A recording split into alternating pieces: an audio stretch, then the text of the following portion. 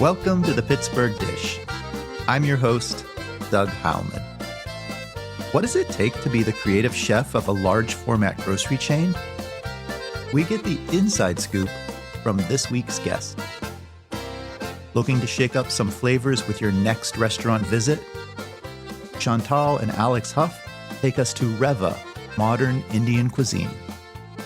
And if you're a fan of seafood or your family celebrates the Feast of the Seven Fishes, our friend Chris Fennimore shares a tip to update one of his family recipes. All that ahead. Stay tuned. Well, thank you so much for coming over and for being on the show. Would you introduce yourself and what you have going on right now in the world of food? Sure. I'm Ben D'Amico. I'm the executive development chef for Giant Eagle, focusing on the Market District stores.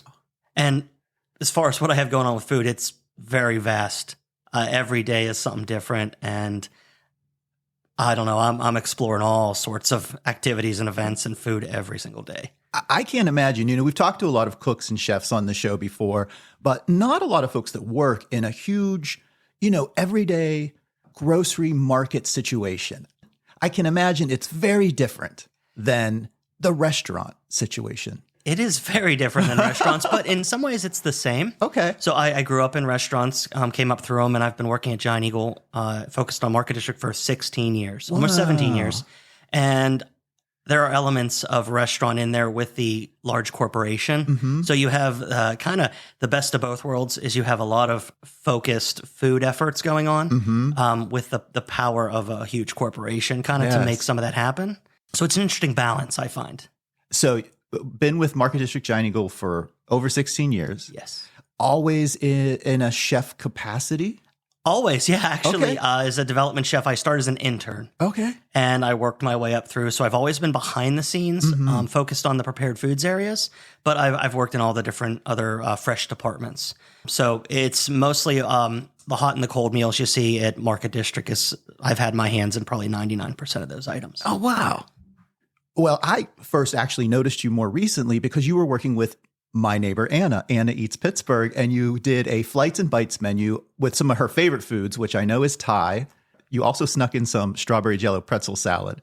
I imagine Flights and Bites is just one of many responsibilities. That is correct. That's one of the projects I get to work on, and I actually design the menu and the concept for each of those. So that's cool. We do. It's going to be once a month. It's the third Friday of every month.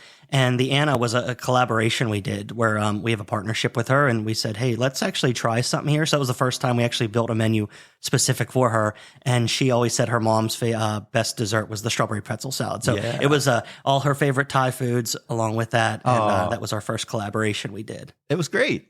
Yeah, that's where we met. I was there. That's right. That's where that's one of the kind of side projects I do. Most of my work is probably like 50% on the computer, 50% in the kitchens. And we have 24 locations at Market District. So I'm doing everything from kind of training and setup and designing the food and the items to the execution and items like Flights and Bites or our Taste of the Holidays events or kind of that in-store. So I get the best of both worlds with the corporate side and then the kind of the store side to do those experience things. Well, you're leading me into my next question. I sort of wanted to ask, what is a day in the life of a corporate chef for a large grocery store chain? I don't know where to start. Again, it can be very vast because you're talking about a grocery store with all sorts of, thousands and thousands of items. And even within prepared food, sometimes we're selling up to 500 different items within those different stores. In prepared foods. In the prepared foods, yes. And just to clarify too, you're responsible for all of the Market Districts? All 24 Market Districts. I do some with the Giant Eagle, but most of my focus has been with Market District. And it's a very small team. There's three of us really that focus. And it's interesting how the ideas come up is I usually get a text or a phone call from my coworker, Lisa, and it usually starts off work hours. And it's like, hey, I saw this on Instagram. I saw this item or this is coming up in a trend. And we'll kind of just say, hey, let's look it up and come up with a new idea. Wow. But we're focused on a lot of cold. I'd say probably 90% of what we sell is cold items. Okay. So the package, take home, share with your family. That's really where most of our efforts go. And we kind of segregate it into different buckets, being like your ready to go meals, your kind of single ingredients, your salads and sandwiches. And then we'll kind of take some different ethnic roots with here's your Italian set, your kind of Latin American set. And we'll make decisions based on those groupings as to where we think the consumers, our guests, would want to purchase something, where the need is. Of course. And then we'll come up and we'll do some testing, and really just, that's the beautiful part of my job, is playing with food and really just sharing that with other people and trying to find something that's successful. And I'll tell you, Doug, we have a lot of items that do not work. We have a lot of, again, you can't always hit home runs, but we have a kind of a concept is kind of fail fast. Yeah. So let's try it, see how the guests react. If they love it, great. If they don't, that's okay. Let's go on to the next thing. Mm-hmm. I find a lot of times chefs are very sensitive. We're very artistic. Instead of a painter or a sculptor where their artwork sits around forever, our food is meant to be eaten within, a couple minutes or hours or days kind of. So you're trying to make this impression on people with a taste, with an experience. And that's kind of something in the back of our heads when we develop food, is trying to satisfy those people. Mm-hmm. So it's, again, you're trying to make money, but then you're also trying to make a memory or an experience, or have something somebody's like, I want to buy that again. That was great. It solved a need. And that's honestly like what drives our passion to like keep doing stuff and keep introducing new items. I'm sure that the emotional side of that creativity is a little funky, because I came from the sales world before I did all this stuff. And when you say fail fast, it's like we would say, go for the no. Let's keep trying some stuff and get all the no's, so we get those yeses, those people that want to come back and do more, buy more, experience more. I'm sure there's many foods that you want to create, and maybe they just don't translate well to like a takeaway, grab and go. Maybe they get soggy, but they're supposed to be crisp. Is that 100%? You hit nail on the head. Yeah, a lot of food, it goes through. If I can make it in I make a dish and it's beautiful. It doesn't mean it's going to hold or be refrigerated for a couple of days without it. Just something's going to go wrong with it, or you're not going to have the great quality experience. So we have to do shelf life testing and quality testing just to make sure that experience from day 1 to day 5 for the guest is going to be the same. Yeah. So whether you're coming at 9 o'clock in the morning or 5 o'clock in the evening, I want the guests to have the same experience.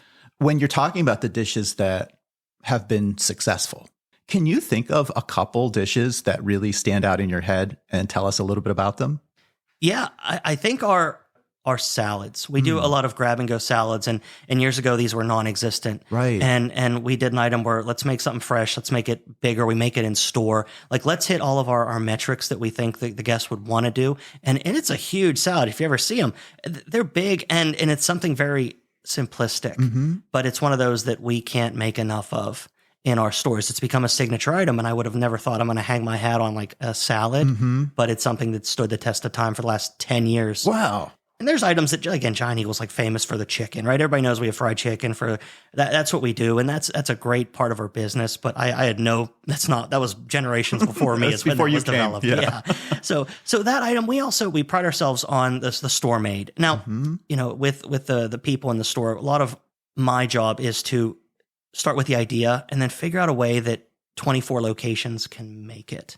And make it the same. Make it the same. Yeah. We have a commissary and we do some of that, but a lot of what Market District prides itself on is the in-house experience of we make it here, we make it fresh, take it home and enjoy it. So we have to build items, and we kind of start with a funnel, the top of the idea. Here's all the ideas that trickle down, and then we have to say, is the quality going to work? And then we have to say, is the team member, are they going to be able to make this and replicate this without too many steps, too many ingredients?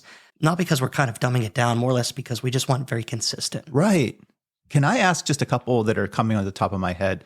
Like meatloaf, is that made in the commissary or in-house in the stores? That was made in stores for a long time. Yeah. We sent that out to a manufacturer to be made, but now we're bringing it back from Market District. Actually, that just came up a couple weeks ago. That's so funny. As we saw that our guests are reacting at Market District to get that back in store. Yeah. So that is coming out. We do items like we roast our own turkeys. Right. And we fry the chicken, and we do a lot of our meals, everything. A lot of those components are made in, but there is a balance of stuff that our commissary will make, or components that we'll assemble. So it's that balance you have to find of, it'd be great to make everything from scratch 100%. It's just not really realistic nowadays with the volumes that we do and the workload that the stores have. Do you have any idea how many pounds, tons of food that you or your team are helping to create that are moving out? It's a lot. It depends on the store, but we have like our Robinson Market District's one of our biggest movers. Yeah, that's right down the road. That's a big mover of stuff. I couldn't put a number to it, honestly. Sure. But some stores also, they have these special accounts with either corporate partners or sports teams, collegiate and professional. So some of those stores do way more volume because they have these different accounts that they're cooking for. Are you ever tasked with designing something more custom to that group, like a corporation or a sports team? Yes, that usually actually does come up to me. So the stores will handle a lot of the day-to-day.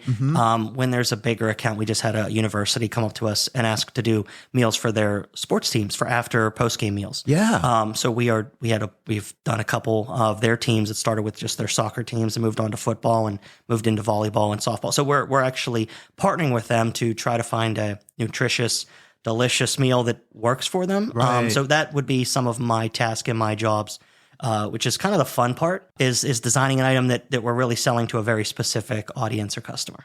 Oh, that's incredible.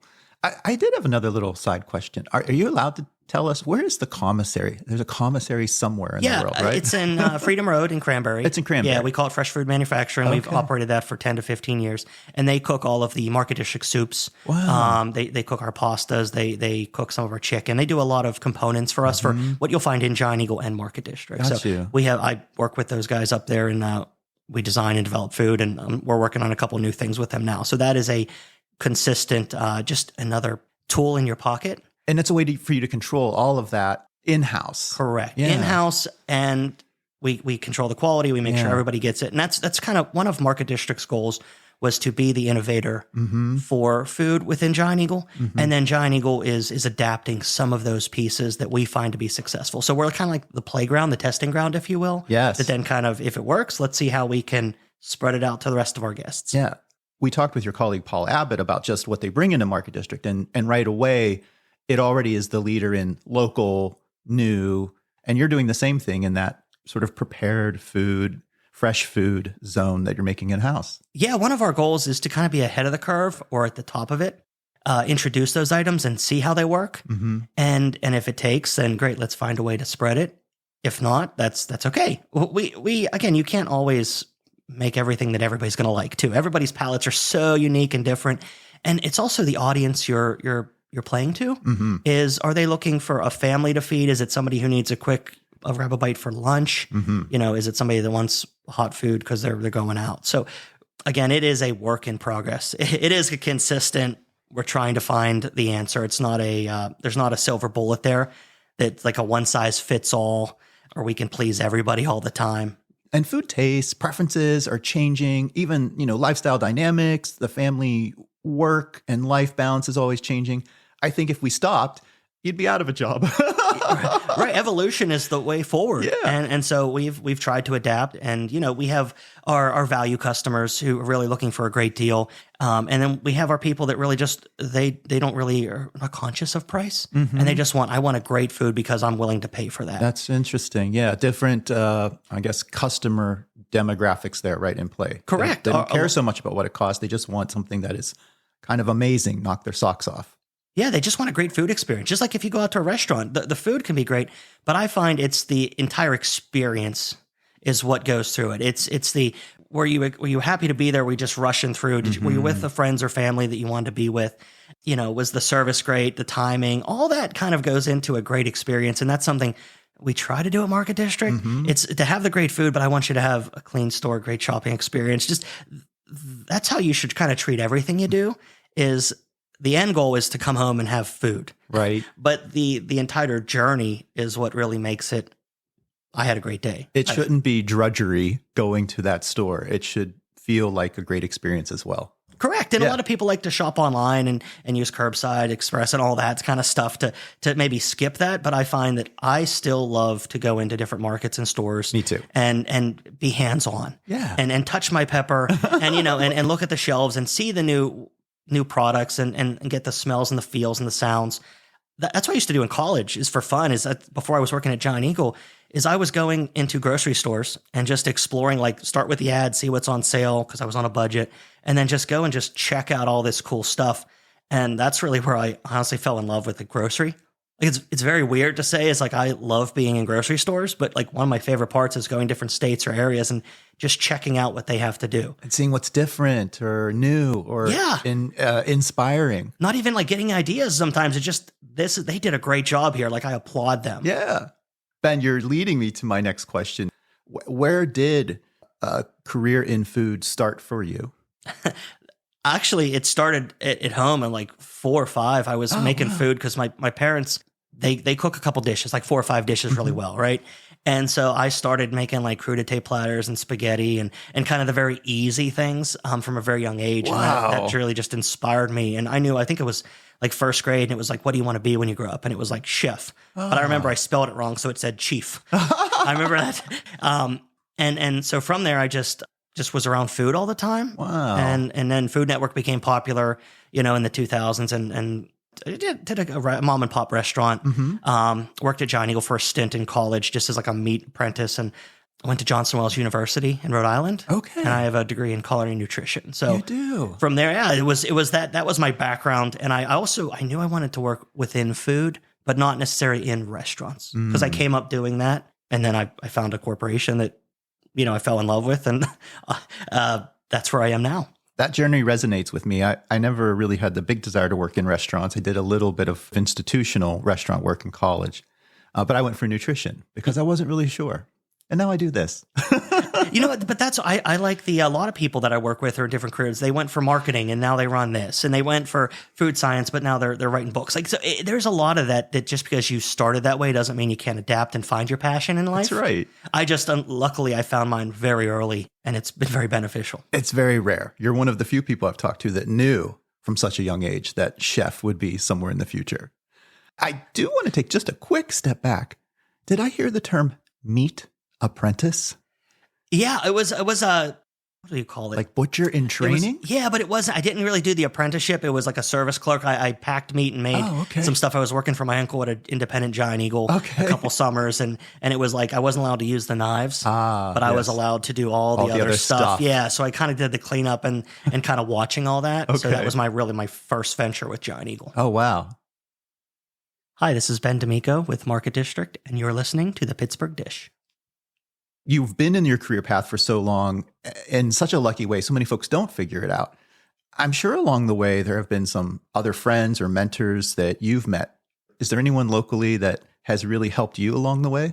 Well, that's the great thing, I think, is working for a larger company. You do run into so many people and so many experience. And we've had a lot of people from the kind of the start of their careers to the middle or the end of their careers come through. So I've worked with a lot of people, and I have a lot of great mentors. A lot of people have come through that have now owned their own businesses, or have evolved. And just a couple, I know you've had Eric White on your podcast. Oh, that's right. Pittsburgh Dumplings. Yeah. And so him and I worked together at Market District. Pete Tolman, who owns Ironborn Pizza. Yeah, him and I worked together. And then Mark Larimer, who owns Trust Brewing. Again, these are all people that we spent a lot of time together, and they went off and kind of did their own thing. They got some experience, and they all run successful businesses in and around Pittsburgh. So that's the connection with my Pittsburgh group. But one of the things that working is we have a lot of great chefs and people in the stores. Some of those people, that have come from restaurants are like kind of best in class, in my opinion. Yes. That they don't always get the credit or the call outs that they deserve because they're behind the scenes making all this stuff happen. Right. So there are some big like workhorses and people that inspire me every day that just like wake up, put their boots on. And some of these stores are doing really, really big business. And these people are running teams of, 30, 50 people. They're running like kind of what full restaurants would do. And you're getting covered by the company. So the individual kind of dissolves or meshes in there. That spotlight's just not there for that one person. Correct. Right? And we have so many great people that you couldn't highlight them all. But that connection is, I think there's a lot of great people in the stores. And that's one of the differentiators that I found working is one of the things I love going to work for is the conversations with the people. And they're in various positions. Some are, dishwashers and porters, and some are the executive chefs. So it's that wide range of kitchen culture that you find. And I love to go to work every day because of those people. Do you personally have a team that work under you? No, I've actually never had a team. Wow. I've been solo for my entire career. So you're just this creative at the top. I'm just there, but we find inspiration from the store. So again, they give us suggestions, recommendations all the time.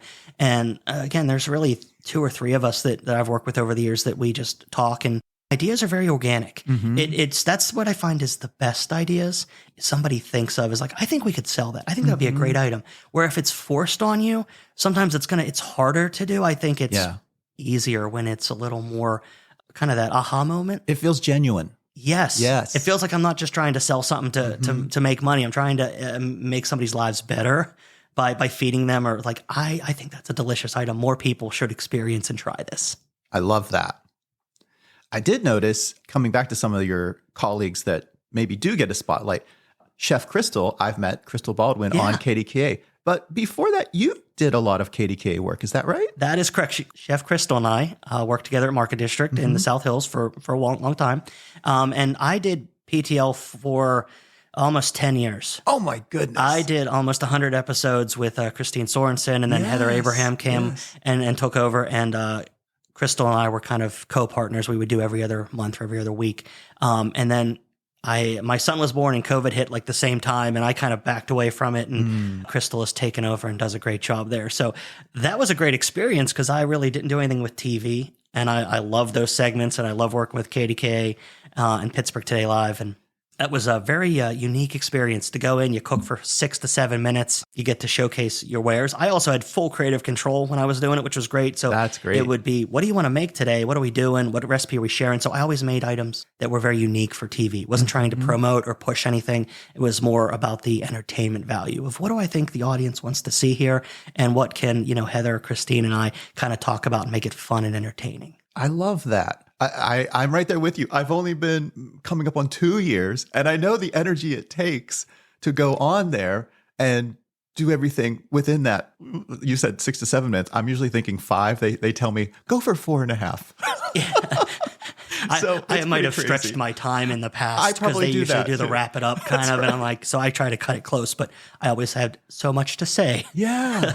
But back to your point, I think it's a way of inspiring people at home to try something new. Like for me, I want to teach them maybe a new technique or something, even with a common ingredient like apples or whatever, or introduce them to something they maybe have never heard of, like halloumi cheese. And you're just kind of planting a new idea. And with that, they're probably going to go to Market District and buy that product and try it.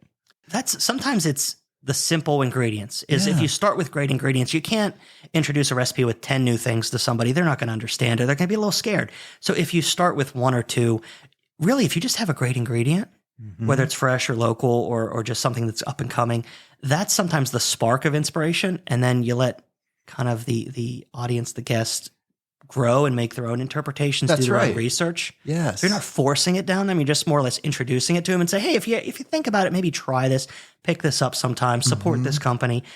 And if they love it, and then maybe there's something else, then you build that trust and that relationship, and then they look at you as the food expert. And then you can say, well, you like this, why don't you try this next one? So it leads them down this journey and this exploration of food, which again is one of our kind of core values. Perfect. Well, since we were talking that you did move away from PTL and you've been doing all of this other great work at Market District, there are a few other things maybe coming up even in the near term that you're doing. When I talked with Heather Abraham on this show recently, we talked a little bit about Best Buddies. And do I understand you're doing that this year? Yes. Best Buddies is a great program that it's now my 2nd year working with them. So Best Buddies is it's a global organization that works with individuals with IDD, which is intellectual and developmental disabilities. And they have a large Pittsburgh chapter here. And there's an event that I'm particularly doing. It's called Taste Buds. Yes. Which happens on December 9th down at the Convention Center, David L. Lawrence Convention Center.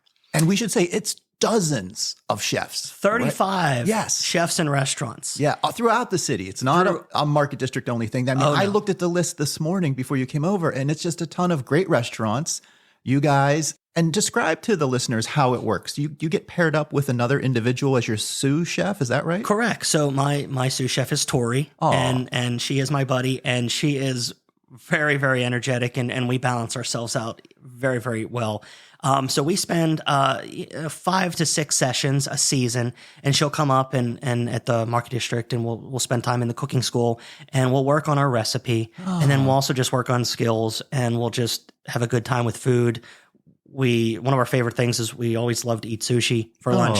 We always try to taste some new foods, whether it's something new or exotic or a limited release or something just we haven't been exposed to, her or I. And so really it's just spending time with each other and being a friend. And so I just want to jump in here. This isn't just about this one night called Taste Buds. You've been working with your buddy throughout this whole year, really developing a relationship with this person and exposing them to your world, to new foods, and giving them some skills to take along the way, right? Correct. It's not a one and done. It's not just, hey, you're partnered to promote your restaurant or your food facility. It is to build a relationship and an experience that hopefully lasts for a long time. And one of the great things when I was introduced to Best Buddies is the other restaurants there. I was kind of surprised. I really didn't realize that most of these really nice restaurants all around Pittsburgh were doing this.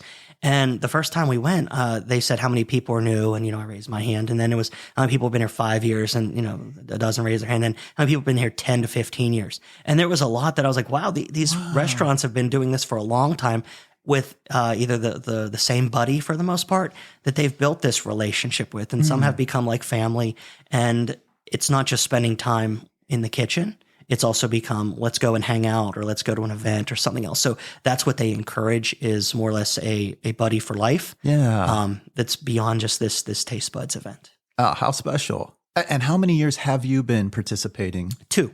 Okay. This will be my 2nd year. And Tori and I just met last week to kind of come up with our recipe for this year's event. And you can't reveal it yet, right? Oh, I can. I think so. Yeah. It's so last year we did Tori's kind of favorite. So she liked Chinese cuisine. She liked the color purple. So we built something that was kind of based off of that. It's a small plate and appetizer.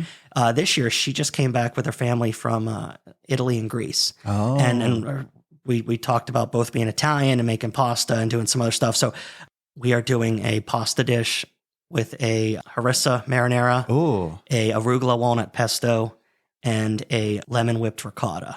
That sounds amazing. So Delicious. it was something colorful, something that Tori and I developed together, hand in hand, and something that inspired just something she wanted to do. So that's where I take the inspiration from her. I can't wait. Let's remind listeners again, this is Taste Buds. It's the event by Best Buddies. It's at the David L. Lawrence Convention Center and coming up on December 9th. Correct. All right. And you can get tickets on bestbuddies.org, and if you just search Best Buddies and then Taste Buds Pittsburgh, and you'll be able to find the information. Thank you so much, Ben. Ben, you mentioned you're Italian. Did you grow up in Pittsburgh? Yeah, I'm from Monongahela. Okay, yeah. So I currently live in 84, and I've been here my entire life except for the 4 years I went to Rhode Island to live. So I'm Pittsburgh adjacent, born and raised. Yeah. But you tell if you're anywhere outside of the city, you say you're from Pittsburgh.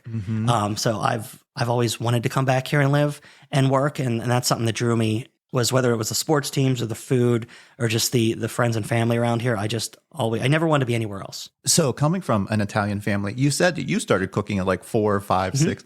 Are there any other like family dishes that you continue to make that you hold dear? Yes. So coming from a large Italian and Slovak family, we had very, very large gatherings and family reunions.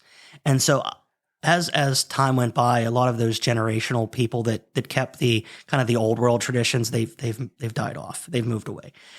So I found that there's not many holders of traditions left. And from a younger generation, everybody kind of wants to either do their own thing or, these people aren't here, let's do something different. And I found it important for some of those to keep those traditions going, whether it's still a small group, but it's kind of like you're keeping their memory alive. Absolutely. So the big one we do is the Feast of the Seven Fishes. Oh, yeah. That used to be my favorite one growing up. And it was very traditional with the eel and the calamari and the smelts and all of those dishes. And as time evolved, some of those we've stopped doing. Not because I don't want to make them, but nobody eats bacala anymore in our family. Just my dad's the only one that'll do it. But everybody will eat the calamari. So we'll stew the calamari, and that's my Aunt Rose's old recipe that I took from that. So I try to keep the memory alive and the spirit of the items. Yes. We still do no meat, no I stay strict to that. And everybody's like, well, you can have ham and you can do this. And I said, no. I want to, that's the challenge. Right. And the important part and the spirit of the tradition.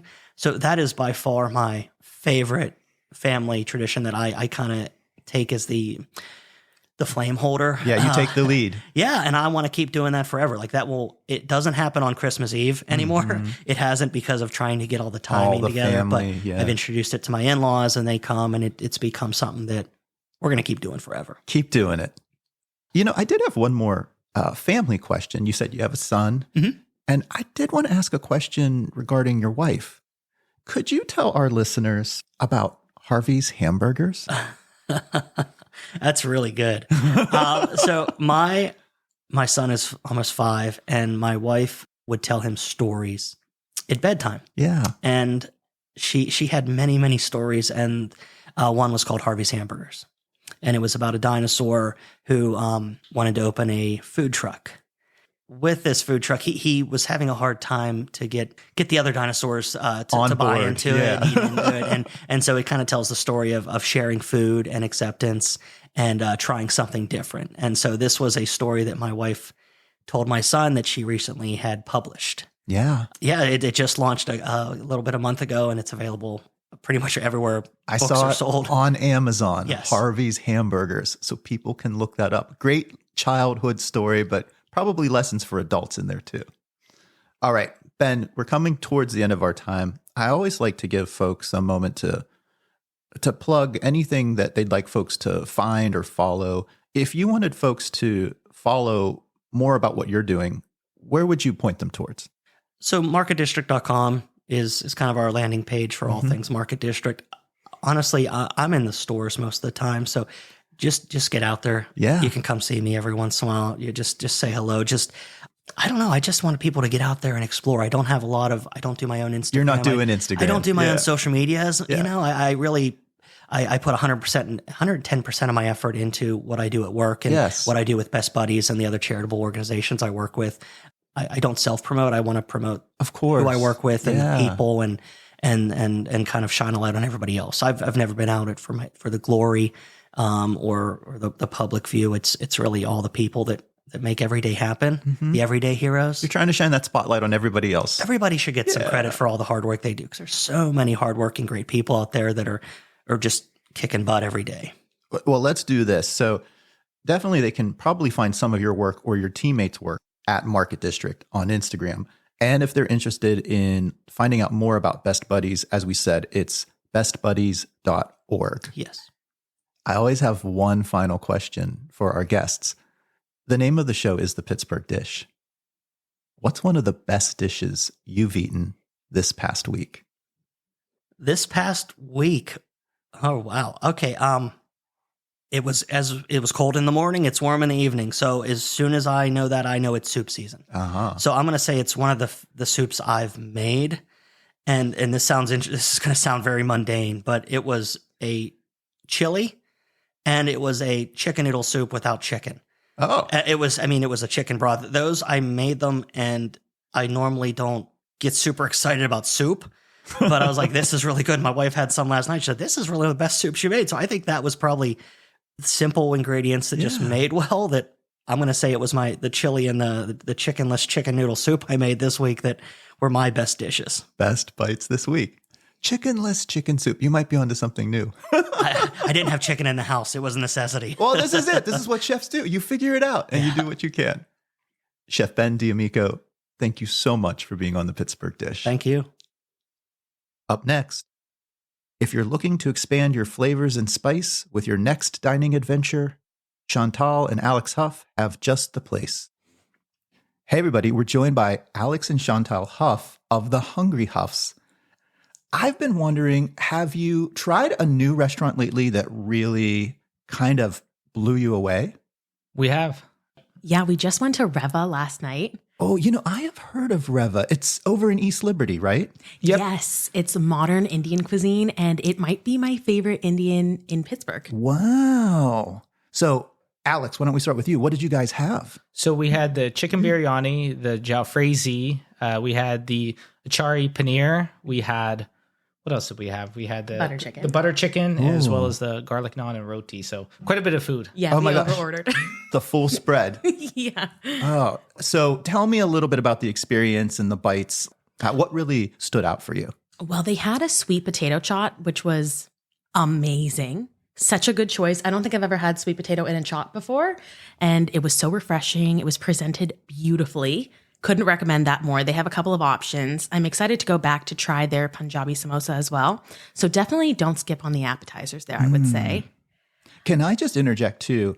I have heard of a chaat being kind of referred to as like an Indian snack. Yes. Is that right? Yes, So appetizer. Perfect appetizer. Absolutely. Super refreshing too for the summer. And after the chicken biryani was definitely the best we've had in Pittsburgh. Like, it was super spicy. And one thing that I liked was at Reva was you're able to choose your spice level. So we're able to get everything like super hot, super spicy, and everything was like beyond flavorful. So you guys like spice. Yes. Very, yeah. Oh, all right.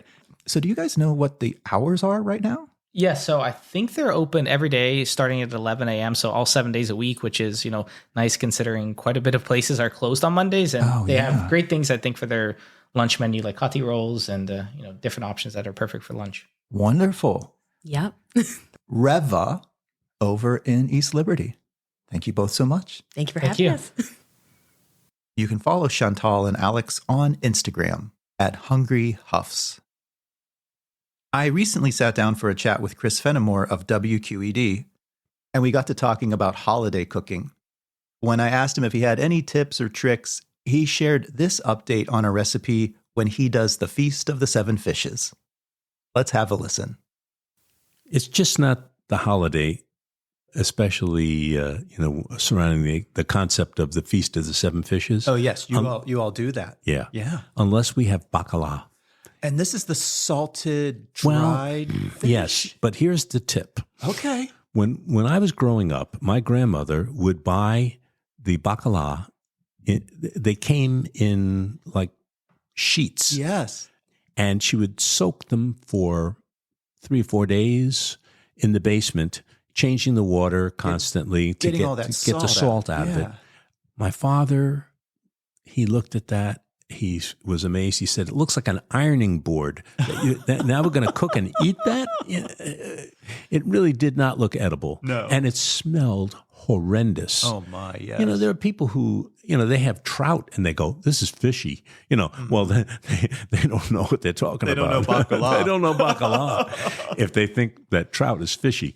When she made it, he would eat the potatoes that were in it, and he'd leave the bacala behind because it was, even though it was thawed out and prepared, it was still sort of chewy and dense. I'm sure it changes the texture. It's almost jerkied in a way. Exactly. Yeah. So one time I was trying to make the Feast of the Seven Fishes, and I was running out of time and dishes, and I thought, I'll make the bacala. Then I thought, you don't have 3 days to do that. So I just got some fresh cod. Mm. I made the recipe. It was fabulous. Even my dad would have loved this. Yes. And all you get is a couple of loins of cod and cut it up into 3-inch pieces. Mm-hmm. And it was perfect. Tender. The fish just flakes apart. Because, it has olives and it has celery and it has a lot of potatoes and tomatoes. Mm. And that's pretty much it. It's just a big stew. So if you are substituting with the cod, would you start the whole dish and kind of keep the cod back till the potatoes were close to being done, or would you put them in? I just put them in. Okay. It might help the cod, although I got to say, It was still great. it was still great. And now that's the only way I make it. I never buy the bacala anymore. Swap it for cod. Swapped it for cod. Well, because it is cod. It is. It's just fresh. It's salt. Yeah, instead of salted, it's just fresh. What a great tip. Yeah. So that would be my tip for the holiday. Chris, thanks so much. And happy holidays. Happy holidays. If you have a recipe, share it with us. Just go to our website at www.pittsburghdish.com and look for our Share a Recipe form. That's our show for this week. We'd like to thank all of our guests and contributors, and to Kevin Selecki of Carnegie Accordion Company for providing the music to our show. We'll be back again next week with another fresh episode. Stay tuned.